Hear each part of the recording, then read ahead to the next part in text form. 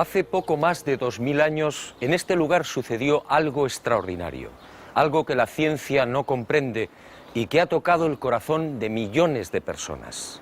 Sígame y le contaré otra asombrosa historia.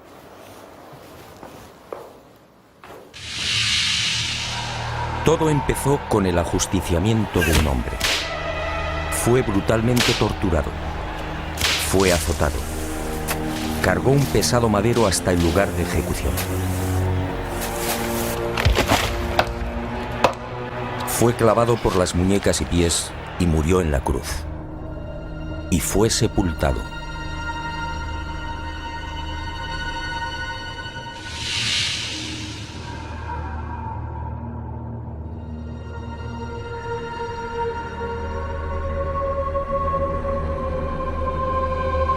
Y sus restos fueron envueltos en un lienzo de lino. Y al poco de morir, algo singular y extraordinario acaeció en el interior de la sepultura.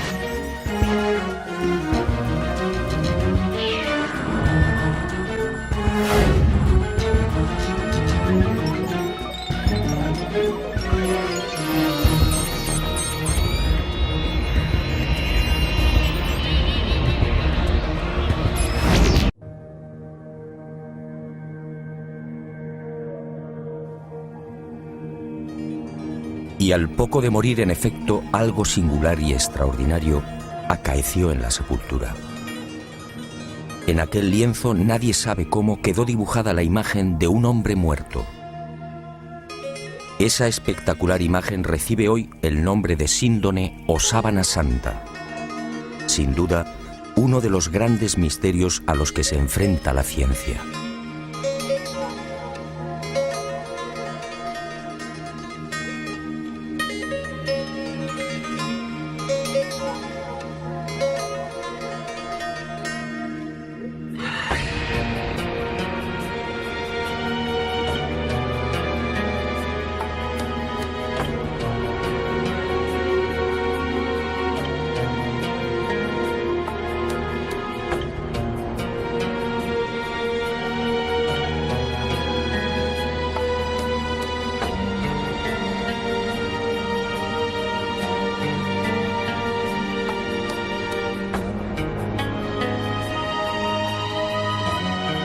Tras aquel enigmático y trascendental suceso que los creyentes en Jesús de Nazaret identifican con la resurrección, el lienzo de lino desaparece y se ve envuelto en toda clase de leyendas y rumores.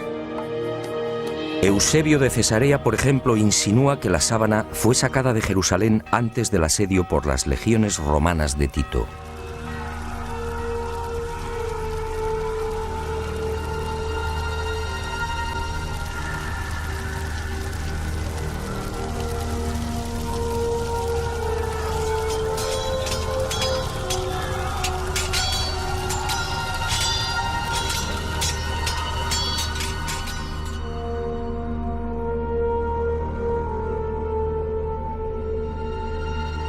y los discípulos del Maestro pudieron ocultarla en la ciudad de Pela, al este del Jordán. Los evangelios apócrifos, en cambio, señalan otro destino y narran la historia de un rey sirio, Apgar, enfermo de lepra, que al saber de los prodigios de Jesús le ruega que lo cure.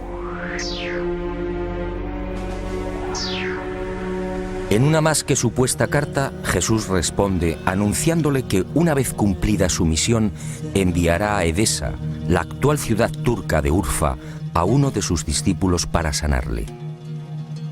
Y la tradición asegura que Apgar, al envolverse en la sábana santa, quedó curado.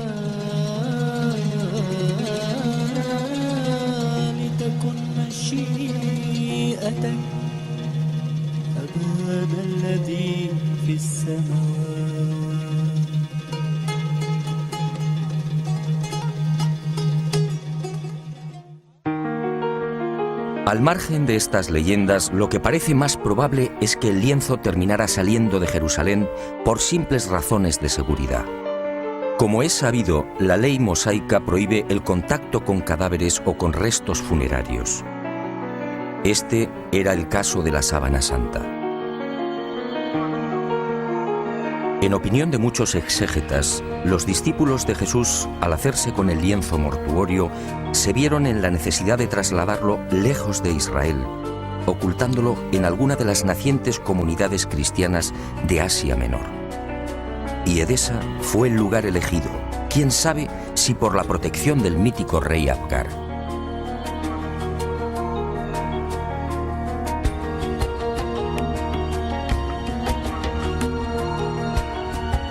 Esa misma leyenda asegura que uno de los hijos de Apgar V, al hacerse con el poder, retornó al paganismo, persiguiendo a los cristianos de Edesa.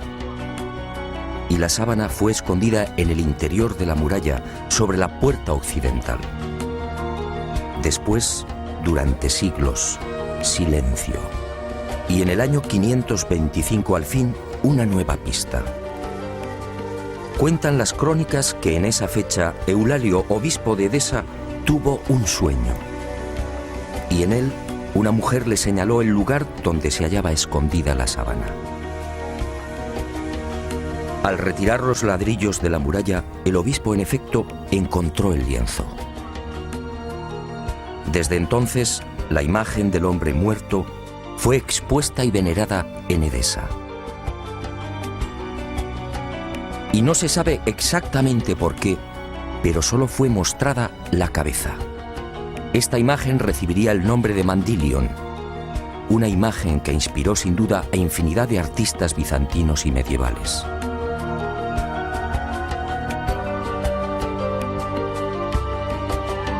Y durante 400 años el lienzo permaneció en Edesa, pero su fama llegó hasta los confines de la cristiandad.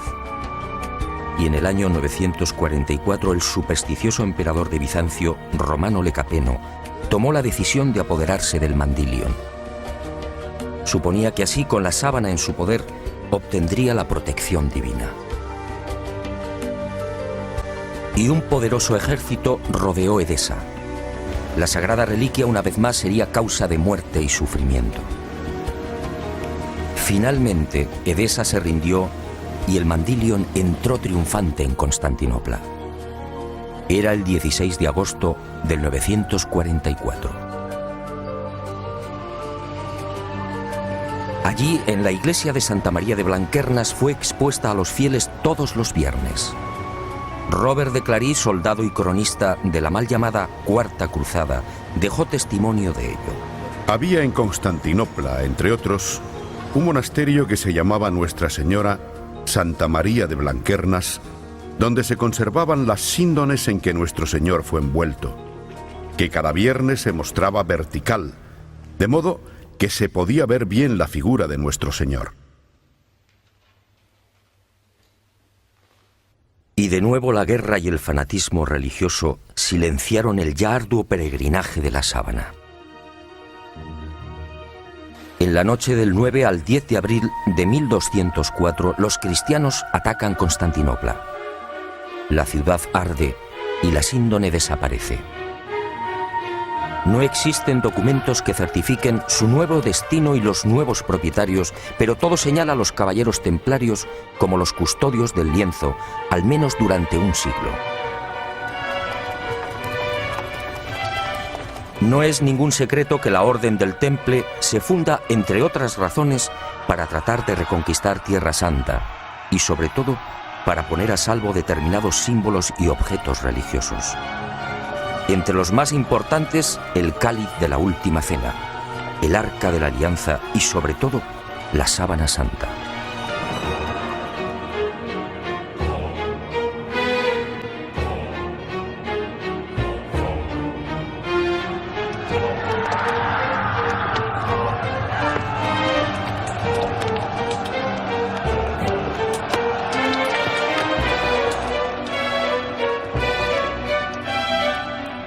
Los caballeros templarios disponían de una información privilegiada y a lo largo de la conquista de los santos lugares peinaron Jerusalén y los subterráneos de la ciudad santa.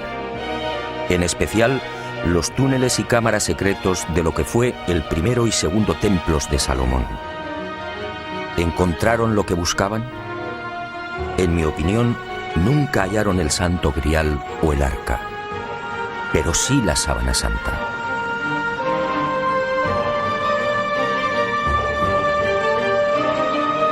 Se sabe que las múltiples reliquias reunidas por los templarios permanecen en la fortaleza de San Juan de Acre, en la costa norte del actual Israel, hasta 1291. Desde allí viajan a Chipre, Marsella, Besançon y París. ¿Pudo la Sábana Santa seguir ese itinerario? Es muy probable.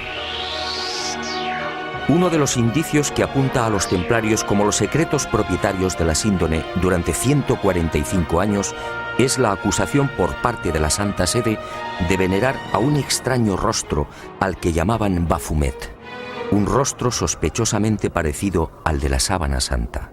Esta, entre otras, sería la causa de la persecución y encarcelamiento de la poderosa orden templaria.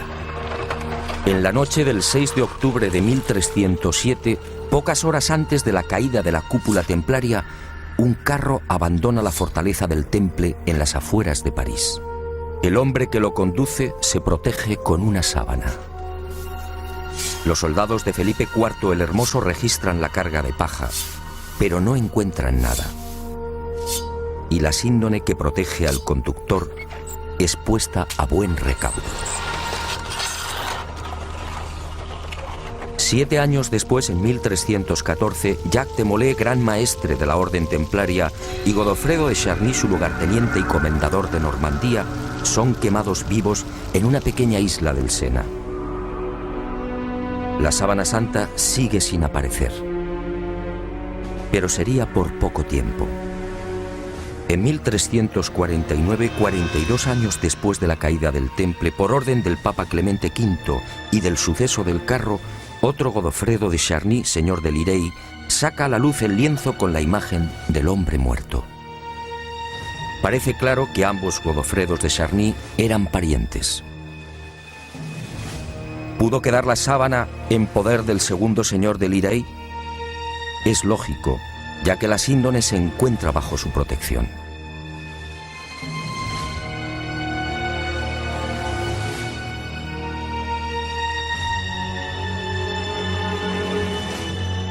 Y el sagrado lienzo es expuesto de nuevo a la veneración pública. Pero el azaroso peregrinaje de la síndone no ha terminado.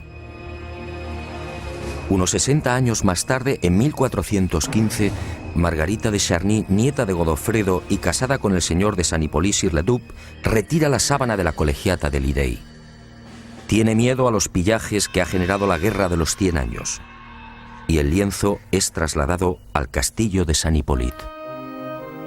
Al enviudar, la pésima situación económica de Margarita le obliga a exponer la sábana, obteniendo así algunos dineros.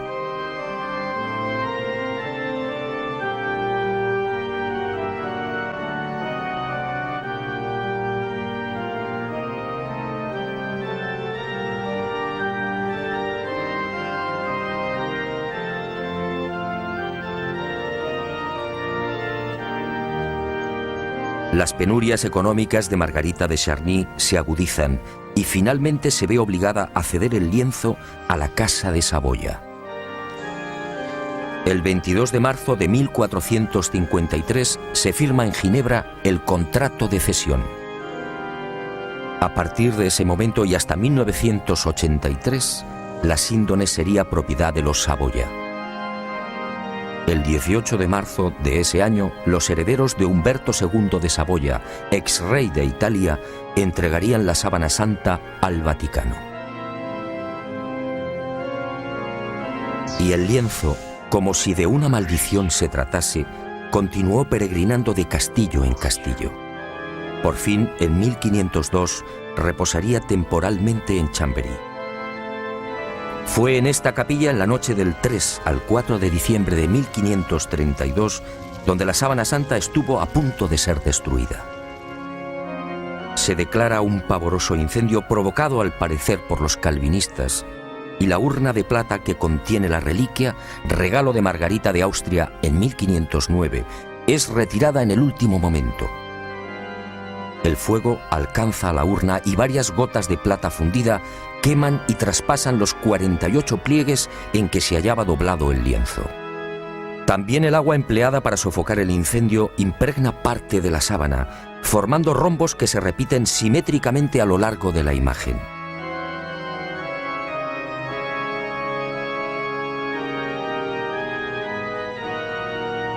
Y las monjas clarisas de Chambéry remiendan los desperfectos y cosen un forro en la parte posterior del lienzo.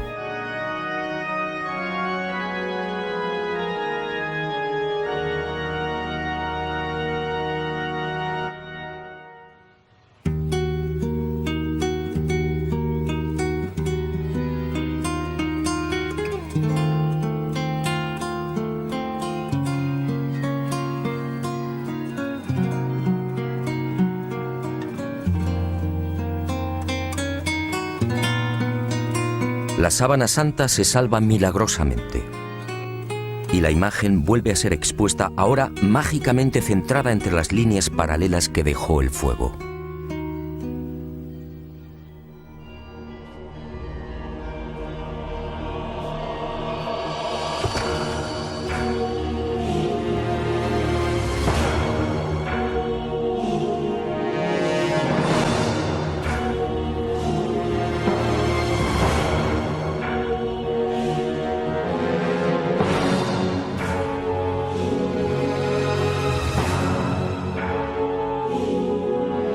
Y el peregrinaje de la síndone toca a su fin. En 1578 se declara una epidemia de peste en Milán. San Carlos Borromeo, entonces cardenal de la ciudad italiana, hace una solemne promesa. Si desaparece la peste, caminará hasta Chambéry arrodillándose ante la síndone. La epidemia remite y el cardenal se dirige a Francia. Pero la Casa de Saboya, propietaria de la reliquia, se apiada de Carlos Borromeo y para evitar que cruce los Alpes traslada la sábana santa a mitad de camino entre Milán y Chambéry. Y el 8 de octubre de ese histórico 1578, el lienzo ingresa en la Catedral de Turín. Un siglo después, en 1694, pasaría a la capilla diseñada por Guarini y allí ha permanecido hasta nuestros días.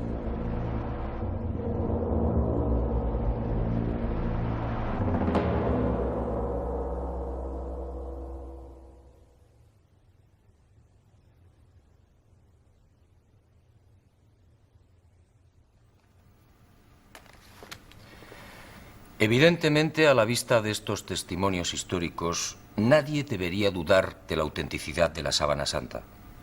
Aún así, en septiembre de 1988, una noticia conmocionó al mundo. El carbono 14 arrojó una datación sorprendente. El tejido analizado, según dijeron, era medieval.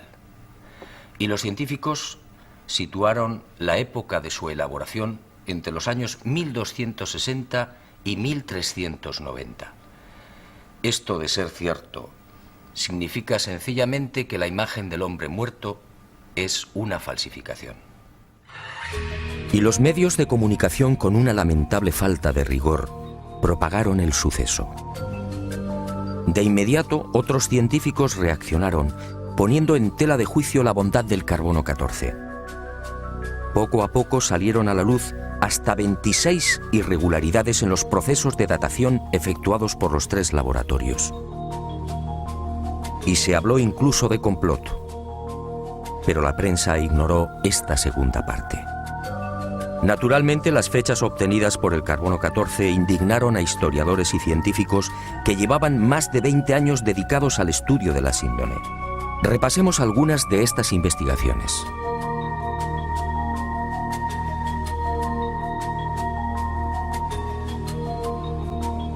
El fotógrafo turinés Secondo Pia recibe el encargo de la Casa de Saboya de tomar varias imágenes de la Sábana Santa. Son las primeras fotos de la síndone. Al revelar las enormes placas, el fotógrafo queda perplejo. Los negativos en realidad son un positivo. Y el mundo contempla por primera vez el auténtico rostro y la imagen real del hombre muerto. La síndone, por tanto, es un negativo fotográfico. ¿Había fotógrafos en los siglos XIII y XIV? Un primer grupo de expertos examina la síndone y toma muestras de los hilos de lino. Nuevas sorpresas. No hay pintura, tintes ni pigmentos. Nadie se explica la formación de la imagen. El profesor Raes del Instituto de Tecnología Textil de Gante analiza estos hilillos y descubre con el microscopio la presencia de fibras de algodón. En Europa no se tejió el algodón hasta finales del siglo XV. La síndone, además, fue tejida a mano y con una textura denominada espina de pescado, una modalidad que llegaría al viejo continente en ese mismo siglo XV. El lienzo, en definitiva, según Gilbert Raes, es idéntico a los confeccionados en el Medio Oriente en el siglo I. Y surge otra inevitable pregunta.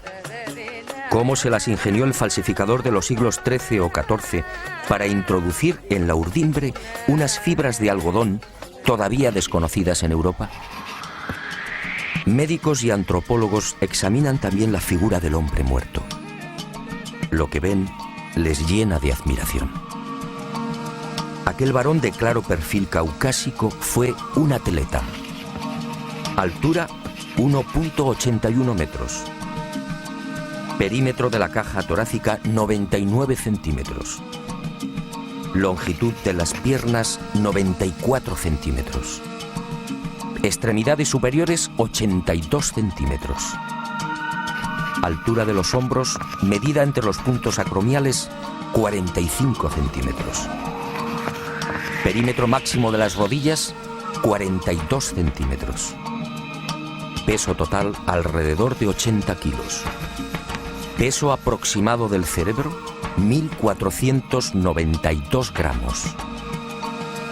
Rostro estrecho, con rasgos semíticos. Raza blanca. En suma, un ejemplar casi perfecto de una extraordinaria belleza.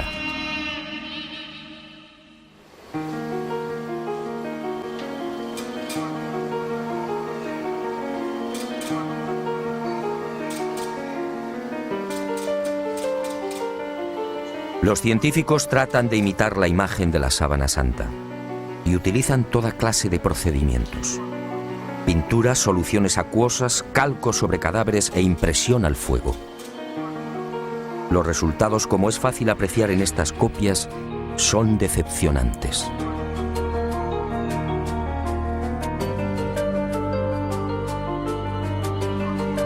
Ninguna de las imágenes obtenidas presenta la belleza, serenidad y perfección del hombre muerto.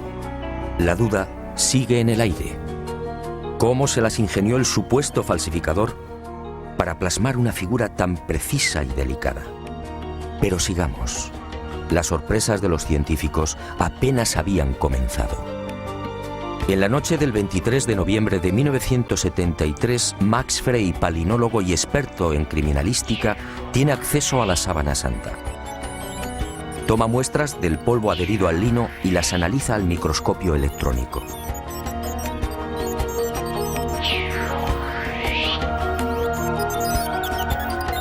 Entre los hilos del tejido fueron apareciendo ejemplares de polen de plantas típicamente palestinas. La asuera fue una de las primeras. Después llegaron otros pólenes de la flora halofita que creció en el Negev y en los estratos sedimentarios del lago de Genezaret hace 2000 años. Plantas hoy extinguidas cuyos pólenes fueron arrastrados por los vientos hasta la ciudad de Jerusalén. Y allí quedaron prisioneros entre los hilos de la síndone.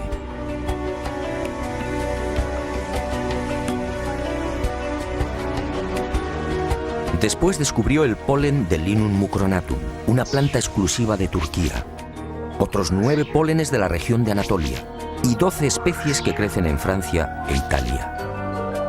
En total 22 pólenes que certificaban el peregrinaje de la Sábana Santa por Israel, Edesa, Constantinopla, Francia e Italia. En otras palabras, lo que ya sabíamos por la historia. Y vuelvo a preguntarme, si la síndone hace 2000 años recibió el polen de plantas de Israel, ¿cómo se las arregló el falsificador de los siglos XIII o XIV para obtener un polen ya extinguido? ¿Cómo pudo seleccionarlos si el microscopio no estaba inventado?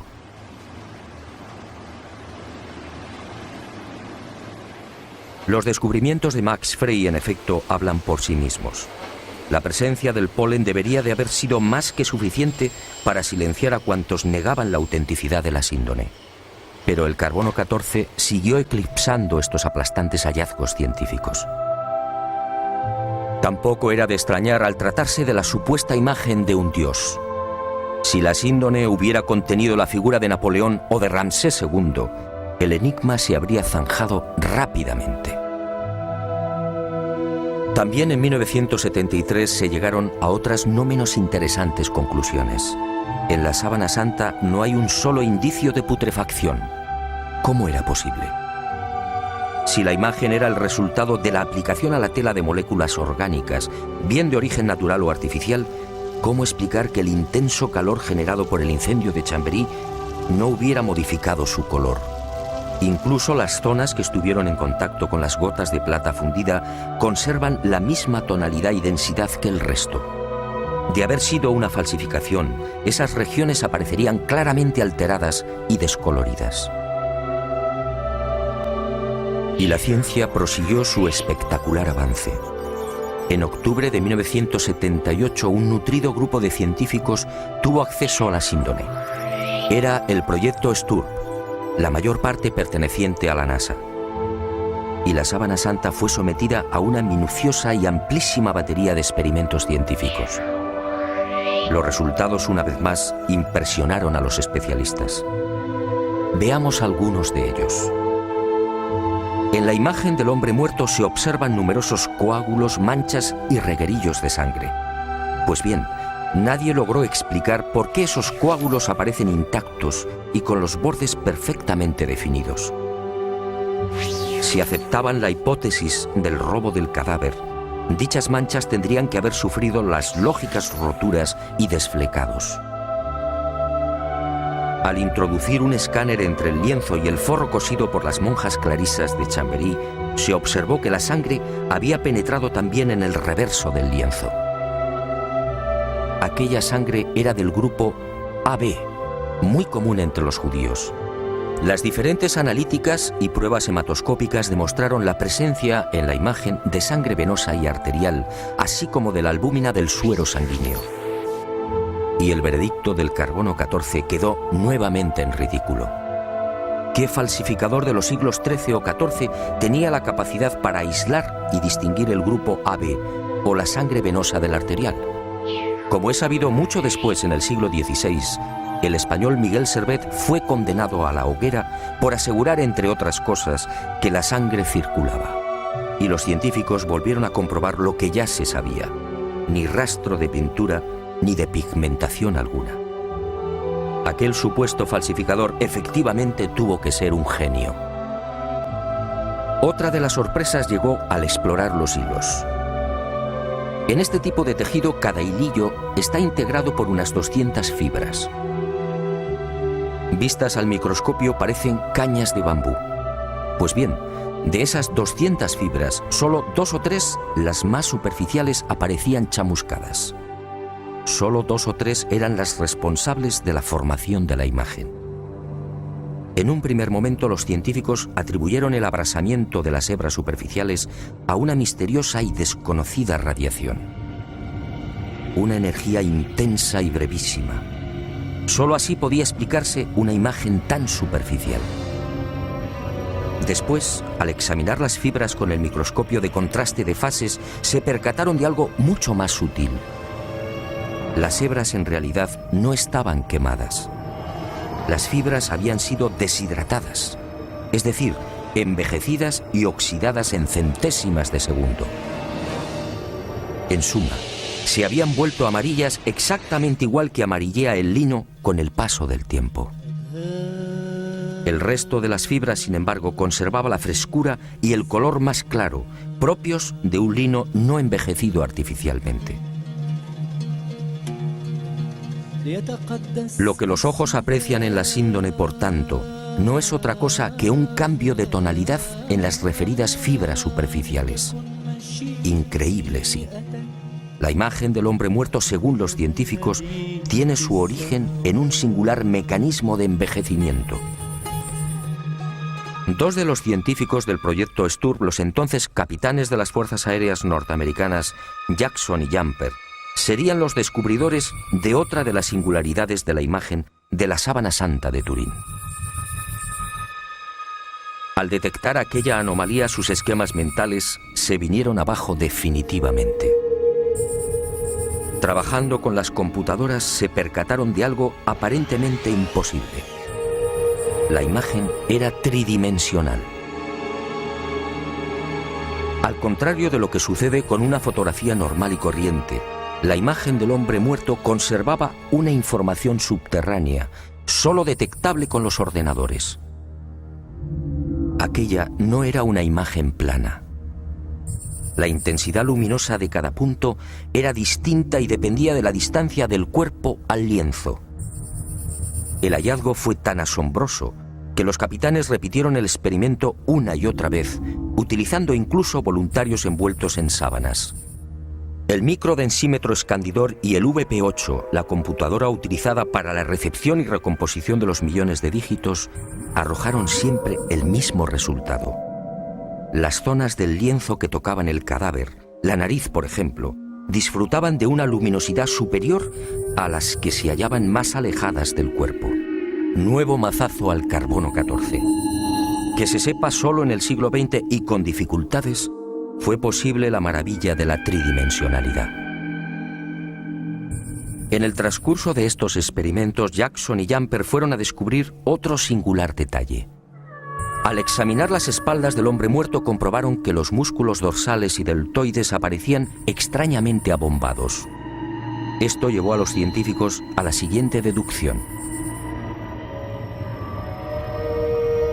Durante el proceso de formación de la imagen, el cadáver tuvo que permanecer inmóvil e ingrávido, es decir, en el aire. Y a Jackson y Jumper les corresponde también el descubrimiento de la primera pista de un hallazgo que me atrevo a calificar de definitivo y que fija la fecha de la aparición de la imagen. Ocurrió mientras trabajaban con la tridimensionalidad. De pronto, sobre los ojos descubrieron dos círculos. ¿Se trataba de monedas?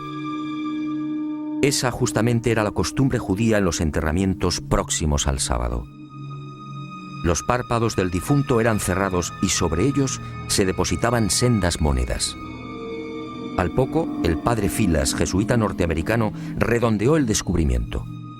Sus pesquisas entre los más destacados numismáticos dieron fruto. Las letras que se leen en uno de los círculos, Ukai, eran idénticas a las que presentan los leptones, unas pequeñas monedas de bronce de 2 gramos de peso y 15 milímetros de diámetro. Unas monedas acuñadas por Poncio en la provincia romana de la Judea entre los años 29 al 32. Ukai era parte de la leyenda Tiberiu Caesaris, es decir, de Tiberio César, el emperador que gobernaba en el año 30, fecha de la muerte de Jesús de Nazaret.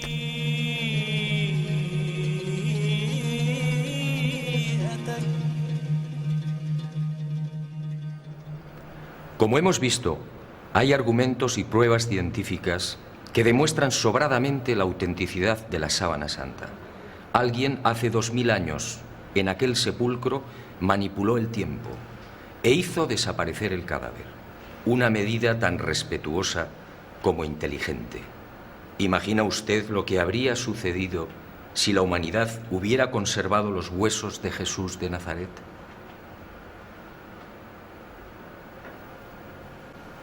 Y esa fuerza desconocida y poderosa que aceleró la descomposición del cadáver, envejeciendo la sábana, nos regaló también una fotografía única en la historia, una imagen que recuerda el horror padecido por aquel hombre.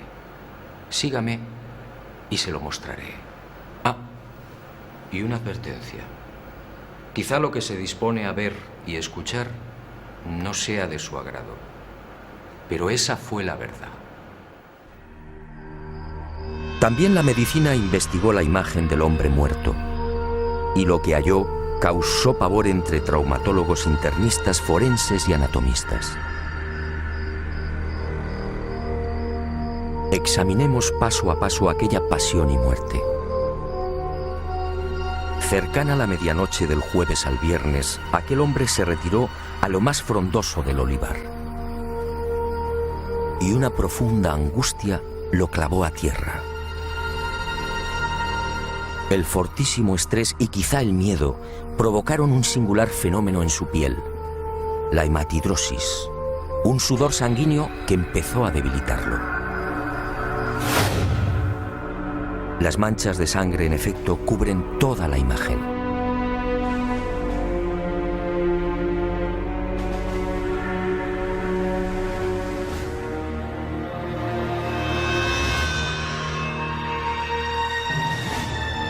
Y al estudiar el rostro, los médicos descubrieron otro detalle aterrador. Durante el interrogatorio en la casa de Anás, Jesús no recibió una bofetada como reza la tradición, sino un violento bastonazo propinado por uno de los esbirros del exsumo sacerdote. El palo, de unos 5 centímetros de diámetro, hundió la nariz y provocó un gran hematoma en el pómulo derecho. Así quedó reflejado en la síndone.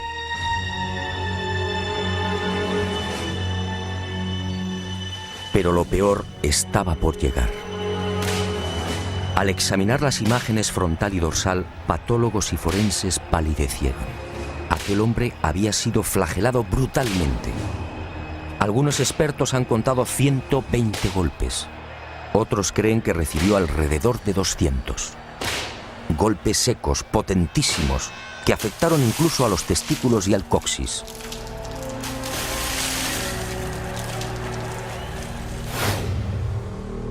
Golpes diabólicamente estudiados que no afectaron a la zona del corazón, evitando así la muerte prematura del reo. El mapa de los azotes no precisa de mayores comentarios. Los médicos no se explican cómo pudo sobrevivir. Coronación de espinas. La soldadesca romana de la fortaleza Antonia fabricó un casco con la Potherium spinosum, una zarza muy abundante en Palestina.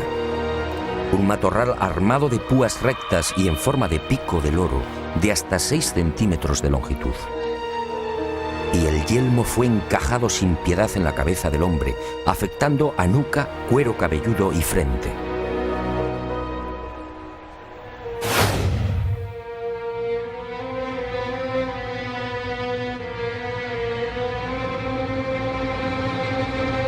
La hemorragia y el dolor fueron igualmente intensísimos.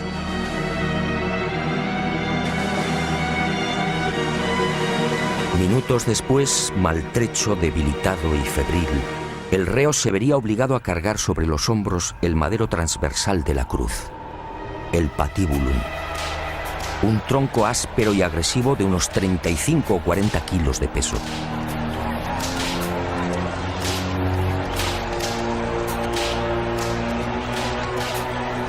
Fue amarrado con una cuerda que a su vez, tras rodear el tobillo, lo vinculó a los 2 terroristas que lo acompañaban hasta el lugar de ejecución.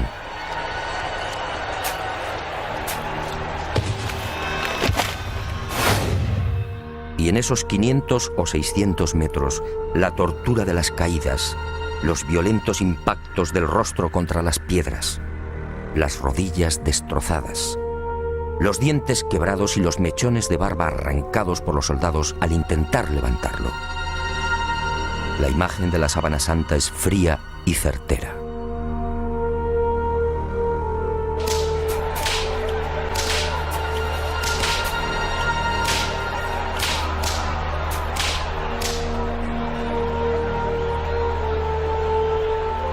Sí, algo falló.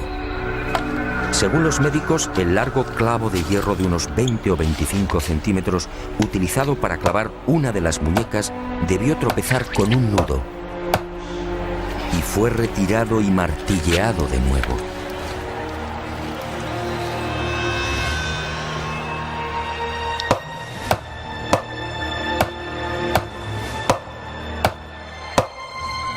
El hombre de la sábana fue atravesado no por las palmas de las manos, sino por las muñecas, bien por el llamado punto de Destot o por la articulación radiocubital inferior.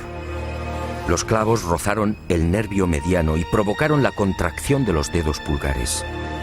Por eso no aparecen en la síndone.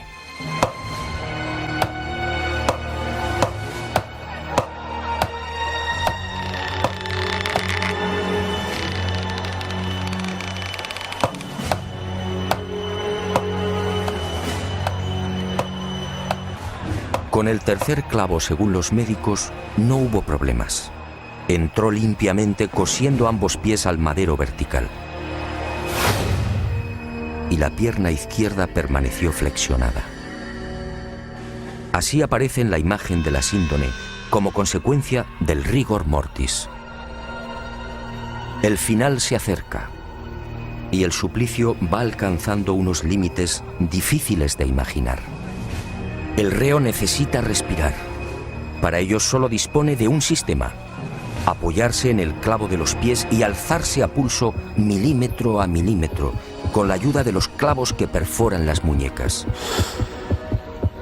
El corazón bombea desesperadamente, alcanzando hasta 180 pulsaciones por minuto.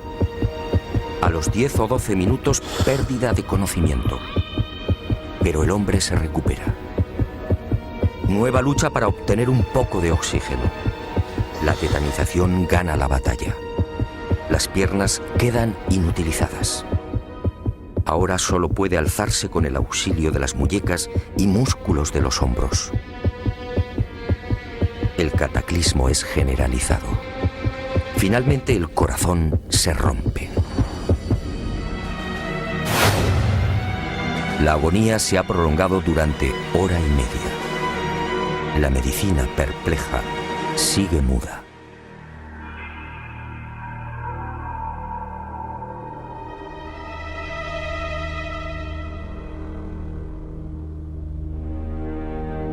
Pero el espanto y la humillación no han concluido. Uno de los soldados alancea el costado derecho del crucificado. Los médicos exploran la síndone y se muestran de acuerdo. Al recibir la lanzada, el hombre ya estaba muerto.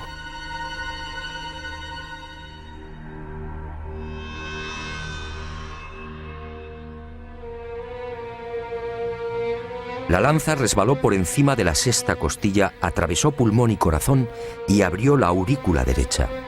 Y manó sangre y agua. Sangre de la vena cava superior. Agua o líquido seroso del pulmón. Después, en el descendimiento o en el traslado al sepulcro por efecto de la gravedad, la vena cava inferior se vació igualmente. Y ese reguero aparece también en la cintura del hombre muerto.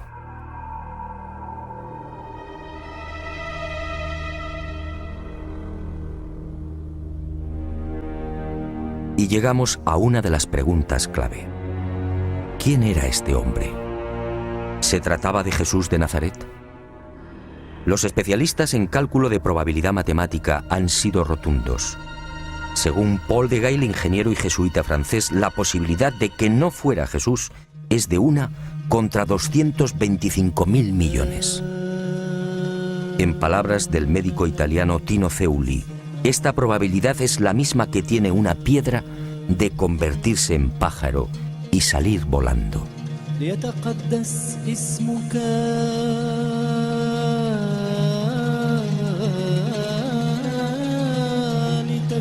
Efectivamente, esta imagen solo puede ser la del hombre que fue torturado y crucificado en Palestina hace 2000 años. Jesús de Nazaret. Y ahí surge una nueva y escalofriante posibilidad.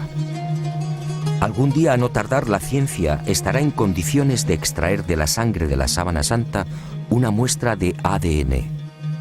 Entonces el mundo podría asistir a la clonación de aquel hombre muerto.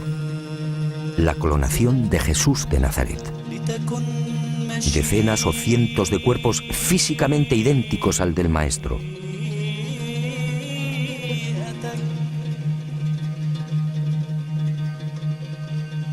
Y desde algunos sectores de la Iglesia se han alzado voces de advertencia. Atención, mañana el mundo podría comerciar con el cuerpo del Galileo. ¿Será esa la razón por la que algunos tratan de destruir la sábana santa o de reducirla a una falsificación de la Edad Media?